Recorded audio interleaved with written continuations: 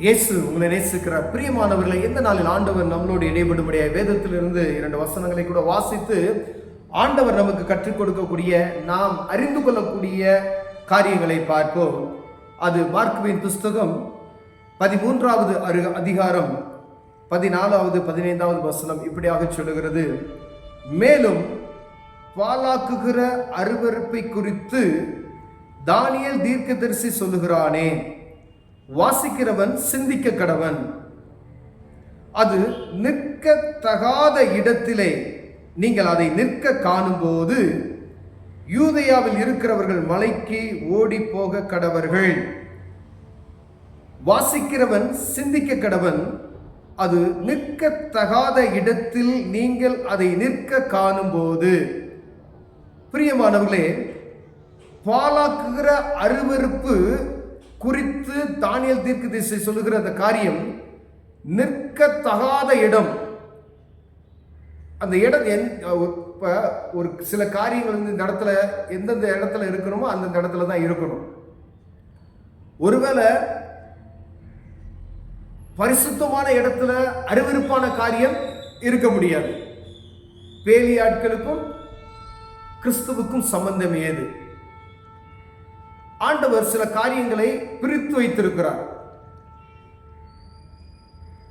ஒரு சில காரியங்கள் நம்ம எப்படி ஏற்றுக்கொள்ள, அதாவது விசுவாசிக்கும் அசுவிசுவாசிக்கும் பங்கேது அப்படின்னு சொல்றாரு. ஒருவேளை நீ வியாபாரம் செய்யும் பொழுது கூட நீ எச்சரிக்கையா இருக்குன்னு ஆண்டவர் சொல்றாரு. ஆனா இந்த பாலாக்குகிற அருவருப்பு நிற்கத்தகாத இடம் என்ன? பரிசுத்த ஸ்தலம் தான். எப்ப அதை நிற்க நீ காணும் போது சபைகளுக்குள்ள, ஊழியங்களுக்குள்ள, ஊழியக்காரங்களுக்குள்ள அப்படிப்பட்டதான காரியத்தை நீ காணும்போது, தானியேல் தீர்க்கதரிசி தெளிவா சொல்லியிருக்கிறாரு, இந்த பாலாக்குற அருவருப்பத்தை குறித்து நீ கவனமாயிரு. அது நிற்கத்தகாத இடத்தில் நீ காணும்போது பயங்கரமான ஒரு சூழ்நிலை வரும் அப்படின்னு சொல்லி, யூதேயாவில் இருக்கிறவர்கள் மலைக்கு ஓடி போயிருங்க அப்படின்னு சொல்றாரு. ஏன்னா அப்ப அந்த பட்டணம் ஒரு குறிப்பிட்ட பட்டணம், நீ அந்த இடத்துல இப்படி இருந்துச்சு அப்படின்னு சொன்னா ஆண்டவர் அந்த பட்டணத்தை என்ன செஞ்சுவாரு? ஒப்பு கொடுத்துருவார் பாருங்க.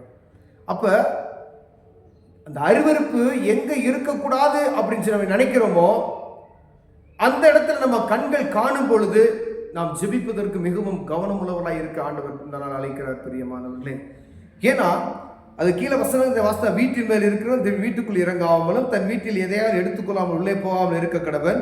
வயலில் இருக்கிறவன் தன் வஸ்திரத்தை எடுப்பதற்கு பின்னிட்டு திரும்பாது இருக்க கடவன்.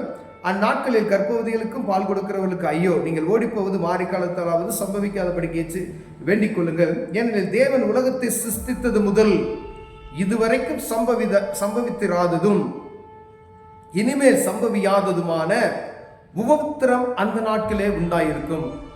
ஆண்டவர் இந்த பூமியை உருவாக்கின முதல் இதுவரைக்கும் அப்படிப்பட்ட ஒரு சம்பவம் நடந்தது கிடையாது, இனிமேலும் அப்படி நடக்காது. அப்படிப்பட்டதான ஒரு பயங்கரமான ஒரு காரியம் நடக்கும் அப்படின்னு சொல்லி வேதம் சொல்லுகிறது. அந்த உபத்திரம் அப்படிப்பட்டதான இருக்கும். கர்த்தர் அந்த நாட்களை குறைத்திராவிட்டால் ஒருவனாகிலும் தப்பி போவதில்லை. ஒருவேளை கர்த்தர் அந்த நாட்களை குறைத்திராவிட்டால் ஒரு மனுஷன் கூட தப்பி போவதில்லை என்று சொல்லுகிறது. ஏன்? தான் தெரிந்து கொண்டவர்கள் நிமித்தமோ அவர் அந்த நாட்களை குறைத்திருக்கிறார்.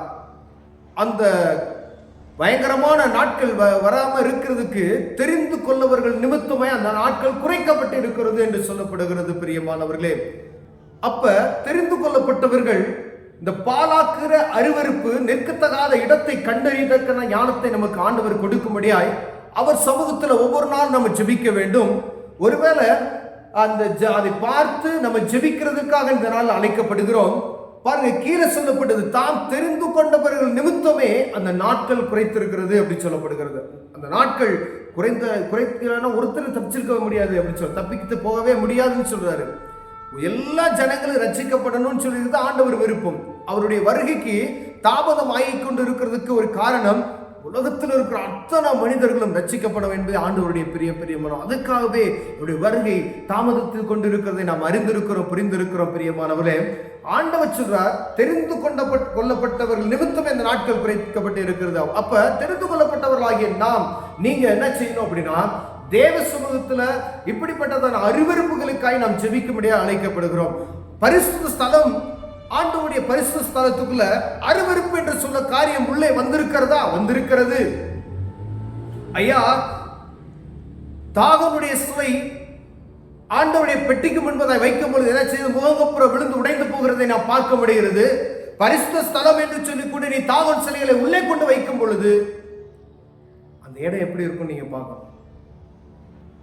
ஒரு ரகசியம்.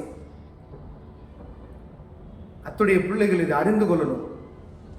ஆலயத்துக்குள்ள என்ன இருக்கிறது என்பதை நாம் புரிந்து கொள்ளும்படியாய் ஆண்டவர் நம்மளோட பேசிக் கொண்டு இருக்கிறார்.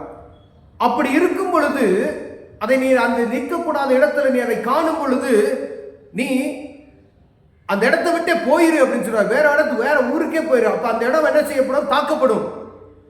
ஆண்டவர் தெரிந்து கொள்ளப்பட்டவர்கள் நிமித்தமாவே குறைத்திருக்கிறார் என்பதற்காக ஆண்டவரை அறிந்து கொண்டவர் நீ அந்த இடத்துல இருக்கும் பொழுது அந்த காரியத்துக்காய் ஜெபிக்கும்படியே ஆண்டவர் உங்களை உந்துதல் படுத்துகிறார். பிரியமானவர்களே, நானா இருந்தாலும் சரி, இதை பார்த்து கொண்டிருக்கிறேன் அன்பு சகோதர சகோதரி யாராக இருந்தாலும் சரி, கர்த்தரை அறிந்து கொண்டவர்கள் ஒருவேளை அந்த நிற்கக்கூடாத இடத்துல பாலாக்கிற அருவருப்பு என்றதால் ஆண்டவருக்கு விருப்பமில்லாத எந்த ஒரு காரியம், எந்த ஒரு செயலோ, எந்த ஒரு காரியமோ, எந்த ஒரு பொருளோ பரிசுத்த ஸ்தலத்துக்குள்ள இருக்கும் பொழுது அப்ப நம்ம தேவ சமூகத்தில் என்ன செய்யணும்? ஜெபிக்கிறவர்களாய் மாறிவிட வேண்டும். நீங்க தெரிந்து கொள்ளப்பட்டவர்கள் தேவ சமூகத்தில் இந்த காரியத்துக்காக நீங்க ஜெபிக்கலன்னா ஆண்டவர் சமூகத்தில் நம்ம கணக்கு ஒப்பிக்க வேண்டும். ஒரு சர்ச் இருக்கு, இந்த சர்ச்சில் ஆண்டவருக்கு விருப்பம் இல்லாத ஒரு காரியம் நடக்கிறது என்றால் உடனே கர்த்தருடைய பிள்ளைகள் அங்க இருப்பீர்களானால் அந்த இடத்துக்காய், அந்த சபைக்காய், அந்த போதகருக்காய், அங்க இருக்கக்கூடிய ஆத்துமாக்களுக்காய் நான் ஜெபிக்க வேண்டும். ஏன் அப்படின்னு சொன்னீங்கன்னா, ஆண்டவர் அந்த சபையை, அவருடைய வீடை, அங்க இருக்கக்கூடிய ஆத்துமாக்களை அவருக்காய் உருவாக்கி வைத்திருக்கிறார். ஆனா அங்க இருக்கக்கூடிய இந்த பாலாக்குகிற அருவருப்புகள் ஏதோ ஒன்று அங்க இருக்கிற ஜனங்களை வாரிக்கொண்டு போய் விடாதபடிக்கு தந்திரமானவன், பிசாசானவன், அவன் ஏதாவது ஒரு காரியத்தை சொல்லி ஜனங்களை மொத்தமாய் வாரிக்கொள்ளும்படியாய் அவன் தீவிரப்படுத்தி செயல்பட்டு கொண்டு இருக்கிறதை நான் பார்க்க முடிகிறது பிரியமர். ஆனா ஆண்டவர் சொல்லுகிறார், இந்த அருவருப்புகள் இருக்கும் பொழுது தெரிந்து கொள்ளப்பட்டவர்கள் ஜெபிக்கிறவர்களாய் மாறணும்.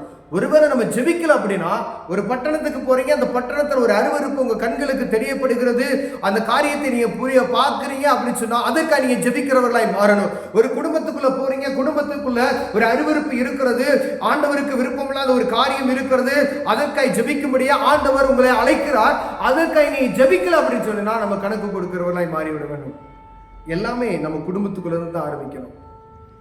குடும்பம், உறவினர்கள், அடுத்து அந்த சபை, அடுத்து அந்த பகுதி, அந்த சூழ்நிலைக்கு நேரா நீங்க போவீங்கன்னு சொன்னா மிகவும் ஆண்டவர் உங்களை தெளிவாக நடத்துவார். பிரியமானவர்களே, மற்ற ஜெபிக்கிற காரியங்கள், உலகத்தில் நடக்கிற காரியங்களுக்கு அதுக்காக ஜெபிக்கணும். ஆனா முதல்ல ஆண்டவர் நமக்கு காண்பிக்கக்கூடிய சில காரியங்கள் இந்த ஆண்டவர் வேதத்தில் சொல்லியிருக்கிறார் பார்த்தீங்களா, அப்படிப்பட்டதான காரியம். இந்த அருவருப்பு என்பதை நீங்கள் அறிந்திருக்கிறீங்க. பரிசுத்த ஸ்தலத்துக்குள் நீ அதை காணும் பொழுது அப்ப யாரும் ஜெபிக்கலையா? ஆனா பேர் நம்ம கிறிஸ்தவர்கள் என்று சொல்லிக் கொண்டு இருக்கிறோமே, மார்த்தட்டி கொண்டு இருக்கிறோமே.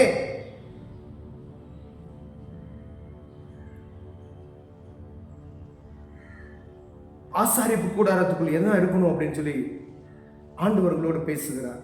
அப்படின்னா நம்ம எதுக்காண்டி ஜெபிக்கணும்னு சொல்லி உங்களோடு பேசுவார். பிரியமானவர்களே, ஆண்டவருடைய நாம மகிமைப்படுவதாக. கர்த்தர் இதுக்காக நாம் ஜெபிக்கிறவர்களாய் மாற்றும்படி நாம் ஜெபிக்கிறோம். கண்களை மூடும். அன்பின் தகப்பனே, அருவருப்பு, பாலாக்குகிற அருவருப்பு, நிற்க தகாத இடத்துல அதை காணும் பொழுது சொல்லியிருக்கிறீங்க ஐயா. தெரிந்து கொள்ளப்பட்டவர்கள் நிமித்தமா இந்த நாட்கள் குறைக்கப்பட்டிருக்கு சொல்லியிருக்கிறீங்க ஆண்டவரே. இதுவரை நடந்துராததும் இனிமேல் நடக்க போகாத பயங்கரமான ஒரு சங்காரம் வரப்போகிறது என்று சொல்லியிருக்கிறீங்க ஐயா. எங்களை தெரிந்து கொண்டதின் நோக்கத்தை நாங்கள் அறிந்திருக்கிறோம். இந்த அருவருப்புகளை நாங்கள் பார்க்கும்போது அதற்காய் கண்ணீர் விட்டு கதறக்கூடிய இருதயத்தை எங்களுக்கு தாங்க. இயேசுவின் நாமத்தில் பிதாவே, ஆமென்.